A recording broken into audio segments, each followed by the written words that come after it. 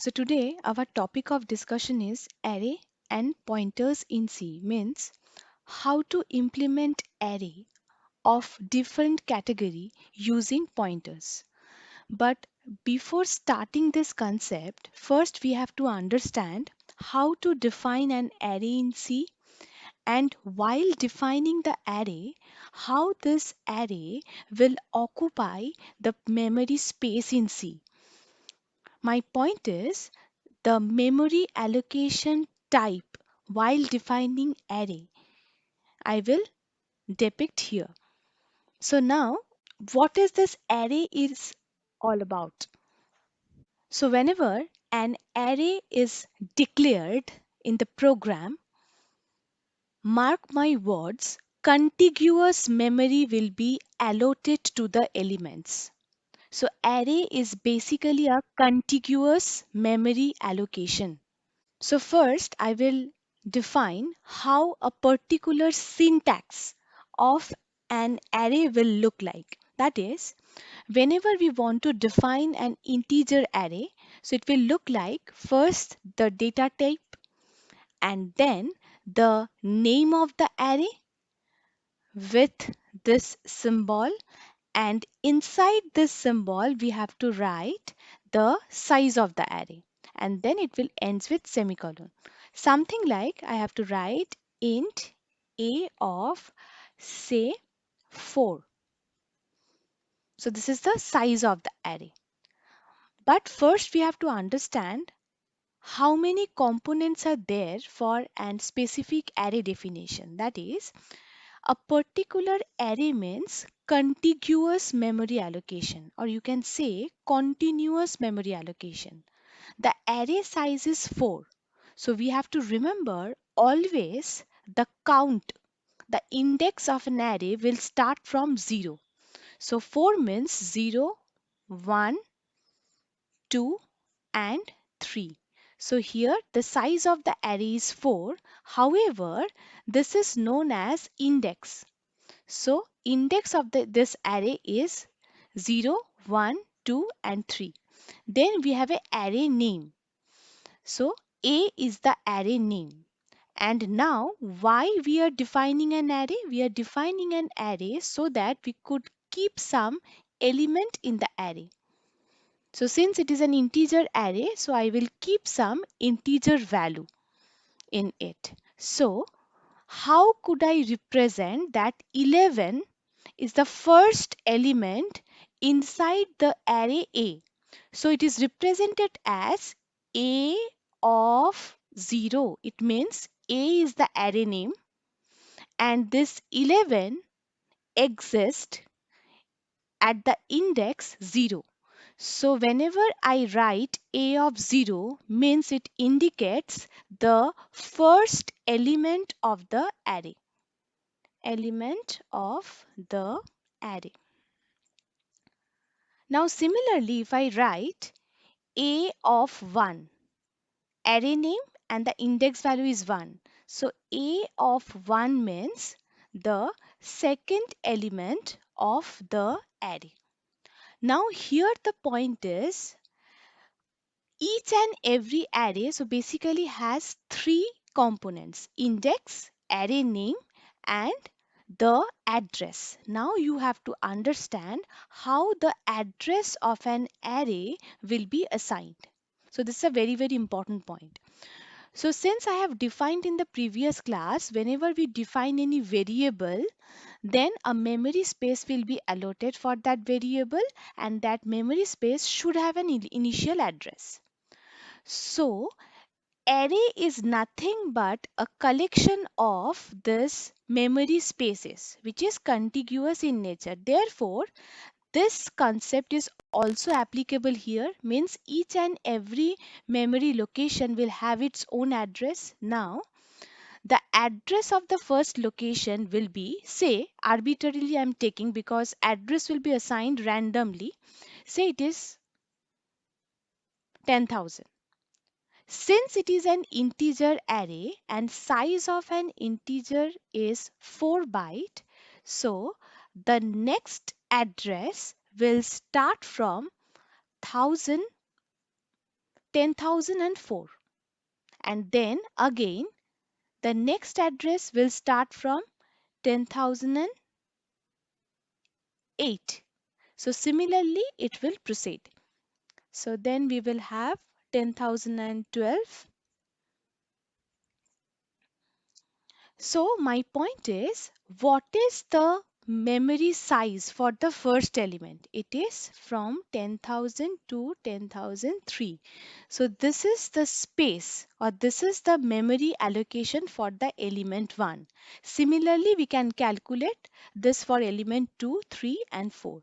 So what is the address of the array which will be assigned for its each and every element? It is dependent on the type of the data type. That is, if my array is of type character, then this, if the address starts from 10,000, since the character is of size 1 byte, so the immediate next address will be having size 10,001, and then 10,002. Similarly it will proceed. So this is the concept. But here you have to mark one more point. What is that point? That is, whenever I am writing name of an array, na, so whenever you are using just the name of the array while printing, it indicates the starting address.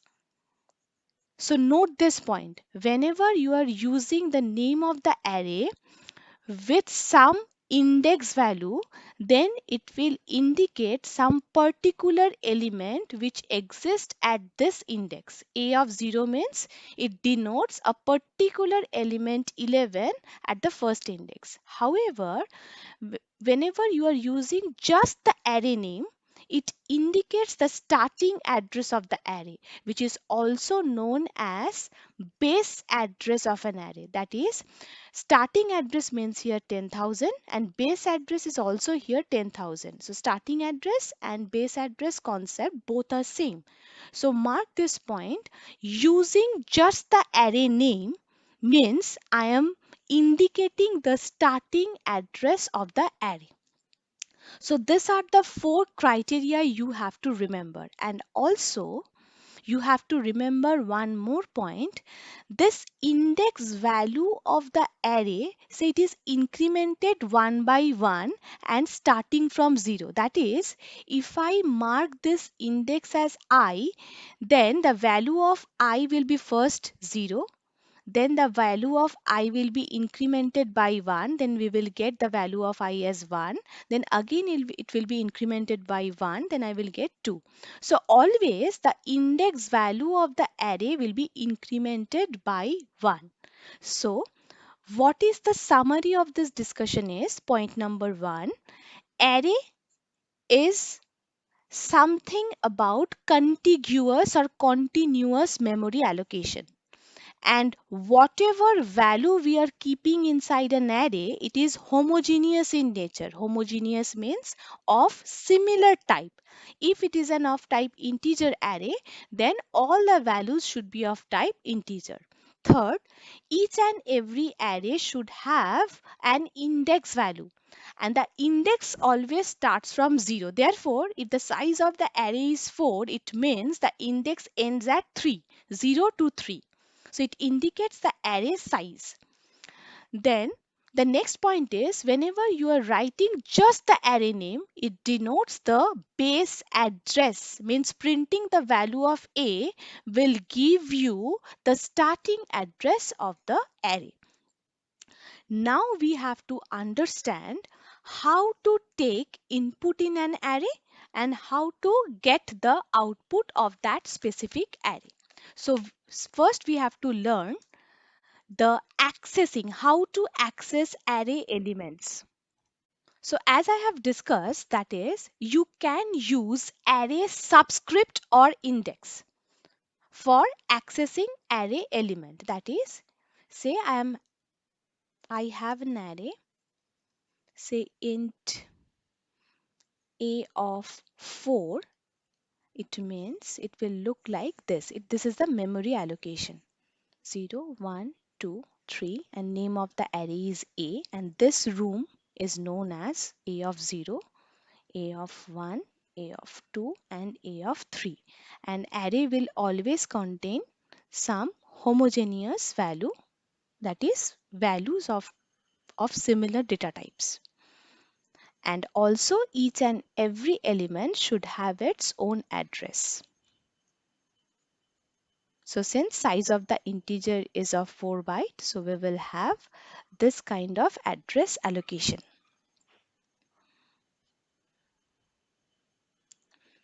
And then we will have 8, and then so similarly it will go on. Now how to access array element? Try to understand. To access each and every element, I have to perform 2 points.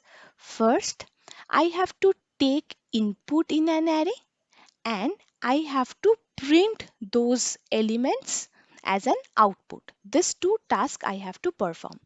So the first point is how to take input in an array. So the simplest way of taking input in an array will look like, first define the array, and while defining you can put the value using curly braces. That is, say inside this array I want to keep 22, 11, 33 and 55. So I will put this value within this curly braces in order.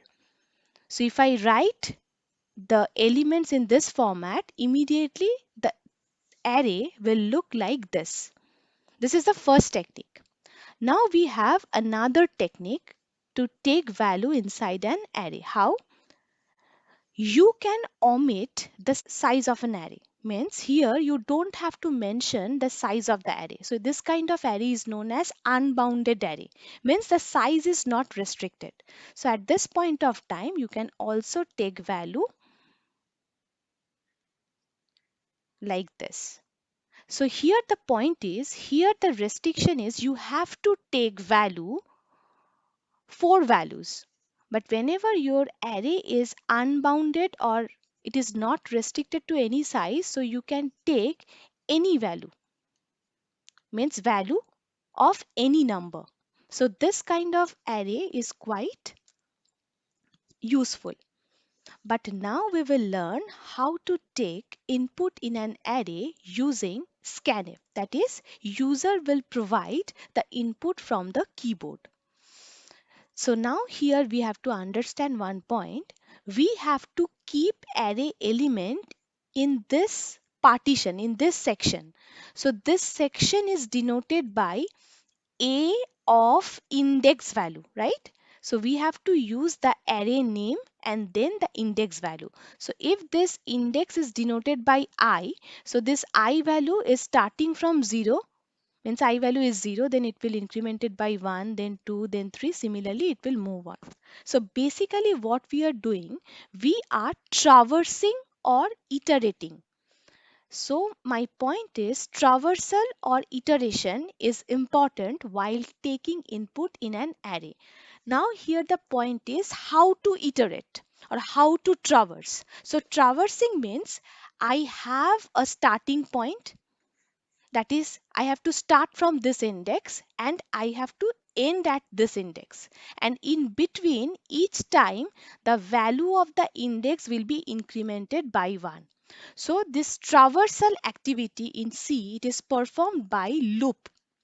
So I will discuss loop later on, but here what kind of loop I am using? Here I am using one category of loop, that is known as for loop, and this for loop will look like this. So for is the keyword and then we have some brackets, parentheses. So here we have 3 segments of this for loop. In the first segment you have to write what is the starting condition. So here the starting condition is I have to start the index value from 0 because array index always starts from 0. So I will write index value will start from 0, and then up to which we have to continue. Try to understand here, if the size of the array is 4, then I have to continue up to 3. So I have to write I will be less than 4 and then I plus plus. What is the meaning of I plus plus? The meaning of I plus plus is each time I will be incremented by 1. Here you have to understand 2 points first. First, what is the syntax of the for loop and how the for loop will work? Means this three pattern you cannot change. Means the first condition should be the initial condition, then the second condition will be the range, means up to which index value you have to continue, and then how you are continuing your traversal, means you are incrementing the index value by 1 and then you are moving similarly. So now you have one more option. So if you start your index value from 1, then this range will be less or equal to 4 and then I plus plus. But remember one point, this will not work because it is the rule for an array. It is a correct syntax. We know that. I can use this concept anywhere else, but in case of array, always you have to remember, you have to start the index value from 0. So it is a rule. So this is how we will traverse. So why we are traversing, we know that we have to take input from the keyboard. That's why we are performing traversal. So inside this for loop, we have to write scanf. So scanf, we are using this function for taking input from the keyboard. Now the point is what kind of value we are taking. So we are taking integer value. So our specifier will be %d, comma, and then where I should take this value, I have to take this value inside an array. And inside where? Inside a of 0, inside a of 1, a of 2 and a of 3. Now here the index value is now denoted by I. So each time the value of I will be incremented by 1. So basically I am going to take value in A of I position where the value of I will range from 0 to 4. So here I have to write A of I, means whenever the value of I is 0, so it will take value at A of 0 position. Then I will be incremented by 1 and then it will take the next position, that is it will take the element at A of 1 position. Similarly, this loop will proceed. So here the point is, so we need a for loop. We need a for loop so that we could take input from keyboard. So this is how these two lines are important for accessing elements or for getting some element into the, or I can put some value inside an array using this for loop. Now the value is taken inside an array. Now how we can represent or how we can fetch the output or how we can see the inputs or elements of an array. So it is very easy. Again, we have to traverse so that we could print the value. So for traversing, the rule is again same. I need a for loop where the index value will range from 0 to 4 and then index will be incremented by 1. So now this time I don't have to take input. This time I have to print the value whatever input I have taken. So instead of scanf, I will write just printf. What kind of value I am printing? I am printing integer value and then what value I want to print, whatever value is there in A of I position, then I have to print those value. So remember this two syntax for taking input in an array. For traversal purpose, first I have to use a for loop, then I will use scanf function, and later on for printing those value, again I have to use a for loop and then I have to print those value using printf function. So these are the three mechanisms that we have to understand how to take value in an integer array. Whenever I will discuss the mechanism of taking input in an character array, then this technique will differ because the orientation of the array will also differ. So what is the conclusion of this discussion is, so whenever we have some integer array, so I can use three mechanism to take input. First one is While defining the array, just put the value separated by comma. This is one option. This is a static input taking mechanism. And afterwards, I can use unbounded array where the size is not specified. So I can take any number of value according to my choice. And the third one is we have to use a for loop. First, for taking value, I have to use scanf function. And for printing those value, I have to use printf function. Now remember one point, all these mechanisms is for taking input, right? So in this case also, for printing the value, you have to use a for loop and you have to use the printf function. Here also you have to use a for loop and you have to use a printf function for printing. So this part is same. But we have to understand one more thing about this array, because integer array, the orientation of the integer array is not same with the orientation of the character array. Why? Now try to understand this point. So as I am discussing character array, it means you know that the data type will be of type character, and then the name of the array, and then the size of the array. The first difference we know that, so whatever memory it will allocate, so if the address is starting from 1000, so the next position will be 1001, then the 1002, because size of an character is 1 byte. This is one difference. But here you have to note one very important point. Say if I write this kind of syntax, say character a of 5 is equal to some value. So this kind of syntax is correct, because in the previous discussion I have discussed that. So while defining an array, I can put some value. I can put some value statically. So here also this syntax will work, but the second difference that I want to mention is whenever you want to take character kind of input, then you have two options. Either you use double quotes or write something, your name or some word. This is the one option. This is a static assignment inside an character array. Or you can opt for this option, that is define an array and then use curly braces just like integer array. Each and every element will be separated by comma, fine, but since we are dealing with characters, we can write each character like J, A, V, A. So this is the rule. So whenever you are writing one word, so you have to use double quotes. It means an array will be created and then this string will be assigned like this. And here also the same thing will happen, but here we are accessing character wise. So since each and every character should be enclosed with single quotes.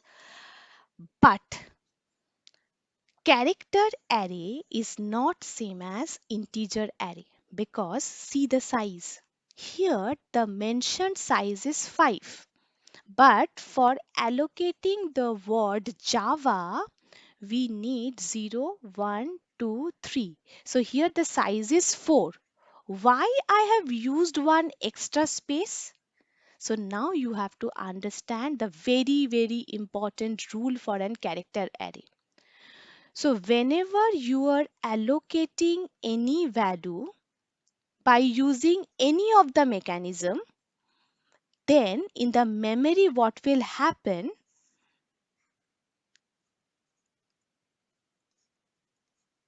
after ending this word, a null will be assigned automatically. So here my point is the about the integer array. The integer, if the integer array is holding 4 elements, then the last element means the last content of the array. However, for the character array, whatever may be your word, it doesn't matter. After writing the word, automatically a null character will be assigned in the character array. So here the rule is each and every time a particular character array will be end with a null. Therefore, if your word size is 4, then you have to allocate one extra space so that null can be assigned. Now it is very difficult to understand how to take user input for a character array, because it will have several mechanisms and each and every mechanism is significant depending on the application. That is, we know that if I talk about how to take input in an character array, then you know that okay ma'am, it is very simple, that we have to use scanf. But try to understand, whenever I have a character array and if I want to take input in this character array using scanf function, then there will be one problem. What is the problem? Say my array is of size A of 5, right? I want to take a word Java as an input. So then there will be no problem. I can easily use scanf.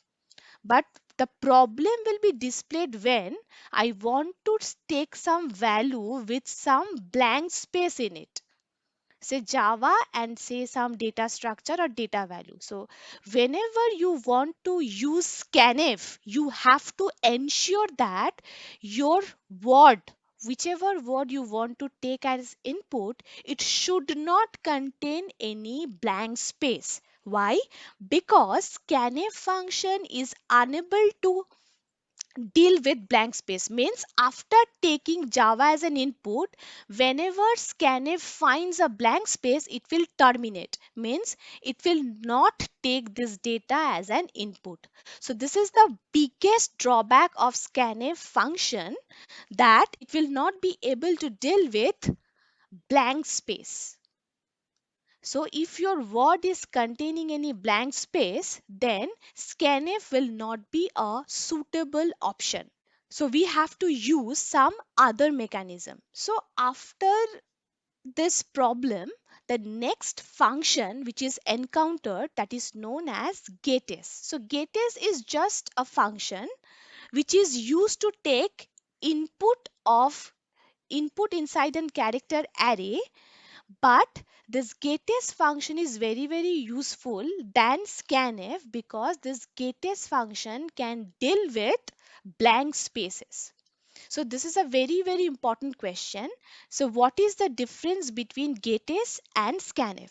So scanf cannot deal with blank spaces. However, getS function can deal with blank spaces. Means if I use getS instead of scanf, then it can take input as Java data which is containing blank space within it. Today I want to discuss a very important thing, and this concept is known as edit set conversion. So please pay attention here. Now what is this concept is all about? I was discussing a very simple topic, that is character array. So whenever I have a character array, say name is S and the size is 20, then I know that I can take input from keyboard. So I'm just writing one word, that enter elements. Now how to take elements from keyboard? We know that I have to use scanf function. Now how to use scanf function? We know that I have to use one for loop, and within that for loop I have to write scanf. And how to write scanf? You also know that, because scanf have two sections. Here I have to write array name and the index value, and here I have to write the specifier. Now here we have another problem. Specifier, it is a character array, so you can write %c. But whenever I was discussing each and every topic, then I am just stating that you can take a value like this. So it is a string, right? Whenever I'm writing something in double quotes, it is not in character. Character means this one. So it is a string. So I can also use %s. So which specifier to use when? Then it is of another concern. So first I will tell you the concept of edit set. So how to use edit set, I'm just showing it to you. So whenever we have, just look at the syntax. So whenever we have some character array, then if you want to take input using scanf, then the problem we know. If my input is contain blank space, then it will not deal with the situation. If I want my scanf to deal with this situation, then I have to use the concept of edit set. So I think my first point is clear. So why we need edit set? If we want our scanf function that can deal with the blank space, then we have to use the concept of edit set. Means without edit set, the scanf will not be able to deal with blank space. Now how this edit set will look like? See, this edit syntax of this edit set will be percent, third bracket, and then we have the power symbol and slash n. So this is the syntax of the edit set. All are the components of the edit set. And where should I write edit set? Always I have to write the edit set in the left hand side here, left hand side of this comma. So here I want to use a edit set. So how to use a edit set? The first component is percent. Then the second component is third bracket. Third component is power symbol, and then we have slash n. So whenever I am using this syntax, it means now my scanf has the power to deal with blank space. To deal with blank space. And now the question is, what should I write here? Because you just try to understand one point. I have mentioned that if you want to take input in the array, definitely you need a loop. But here I am not using any loop. So how could I take input in this array, character array? So your answer is, whenever you do not have any loop, you can do one thing. You can mention the starting address of the array. That is, if your array name is S and this is your first index, this is your second index. You don't want to traverse your array using for loop. Then what you can do? You can do one more thing. In the previous discussion, I have mentioned the starting address of the array is known as base address. And how to indicate base address? If you just write the array name, then it will be the representation of the base address. And remember one point, if you are mentioning the base address, then data type is known to the program, then automatically it will be traversed. So here I have to just write the base address of the array. Base address means just the name of the array. So after writing edit space, then you just have to mention the array name. That's it. Mentioning array name is, we know the starting address. Then according to this data type, I know I have to increment by 1 byte. Then it will take the input accordingly. So this is the beautiful concept of the edit set. Apart from scanf, we will also have getters, right? So in getters also, I'm just writing the syntax. Using getters is also very easy, because while using getters function, you don't have to mention any specifier also. You just mention the array name, means you just mention the base address, then getters function will automatically take input. So it is very simple. So getters function can take input just using the base address without concerning about the specifier, without concerning about the edit space. It is very easy syntax. So now I will show you some important hands-on coding in the next class, so that we could understand what are the different kinds of facilities available. So in the next class, I will start from taking input in the simple array, then I will move on to the concept of the character array. Then I will discuss each and every coding using edit set and some of the internal functions which are applied on character array. But here there is one more discussion left with us, that is which specifier we should use, because if I don't want to use any edit set, then this space in at this space I have to write some specifier. So this question is still open, that which specifier should I use. Now what we are talking about, we are talking about strings or we are talking about characters. So here one important point you have to understand. My array is of type character, fine. So whenever we are taking value in the array in the double quotes, it is a string. So basically you are dealing with string.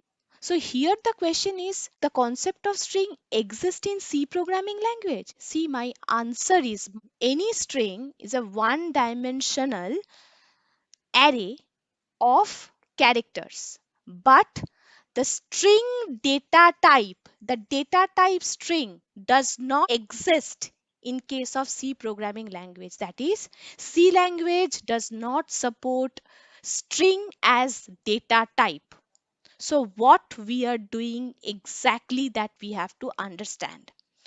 So here percent %s indicates the specifier is of string type, means whatever value I am taking, it is in terms of one word.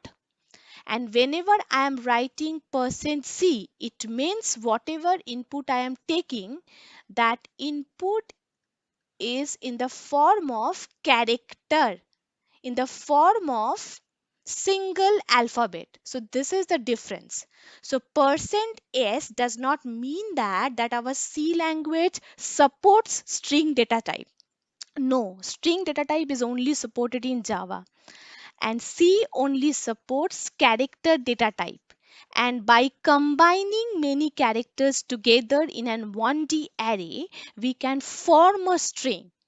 And to deal with the strings, sometimes we have to deal with a header file, that is hash include string.h.